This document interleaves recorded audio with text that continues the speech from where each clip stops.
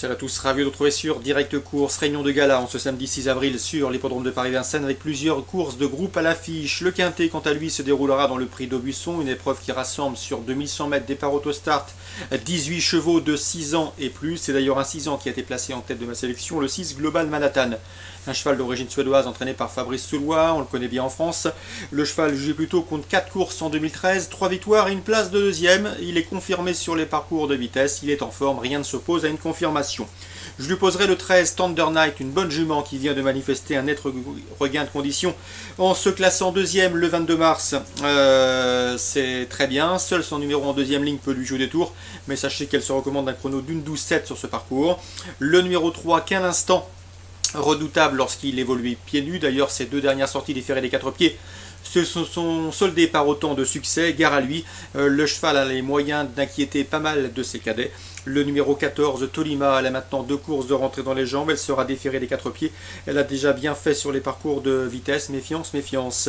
Le 6, Cartino, un cheval qui a également des titres à faire valoir à ce niveau de compétition. S'il est sage, il a sa place dans le quintet gagnant. Le numéro 9, Sangoten, qui a bien couru la dernière fois à Vincennes, le 23 mars. Preuve de son regain de condition. De nouveau confié à Eric Raffin, qui le connaît bien.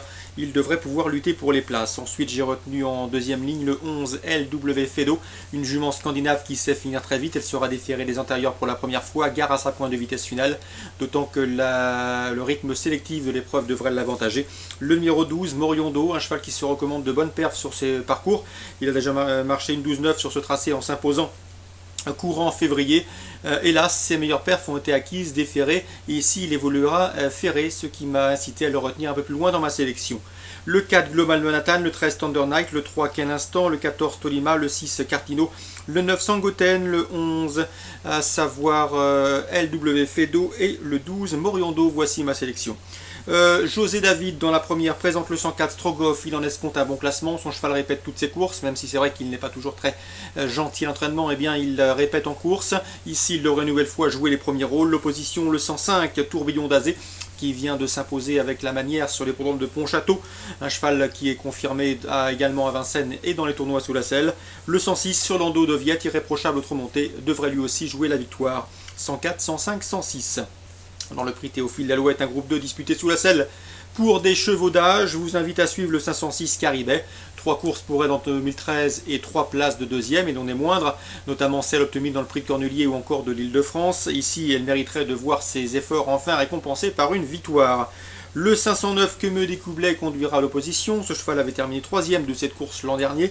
Et le 508 risque tout, qui n'a plus à faire ses preuves au plus haut niveau, devrait lui aussi être sur le podium. Attention également au 503 Taiga du Rib, même si c'est vrai qu'elle ne sera pas déférée, contrairement à sa dernière victoire sur ce tracé le 23 mars. Elle évoluera ferrée, c'est le seul bémol. 506 derrière le 9, le 8 et le 3.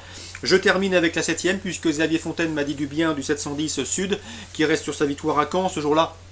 C'était un petit peu la victoire de l'émotion, puisque Sud s'imposait un an après la disparition de Jean-Luc Janvier, son ancien entraîneur et metteur au point. Donc ici, le cheval revient à Vincennes avec des prétentions, c'est le 710 Sud.